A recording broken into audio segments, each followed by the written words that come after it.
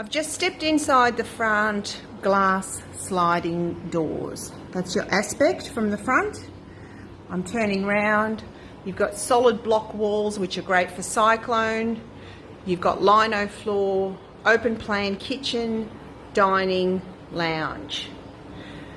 This side of the house is where the morning sun comes in. So this time of year you would keep your curtains closed or you'd get blinds. But in winter you would have all your windows open because that's where your breeze comes from. It's got a good aircon unit here. I'll just walk you over to this side. It's a nice big open space.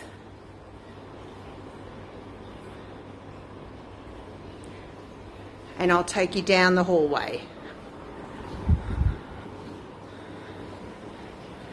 So, first room is a small room. Second on this side is the laundry and access to the outdoor. And then I'll take you to the rear of the property where there are 2 more bedrooms, a bathroom and a separate toilet.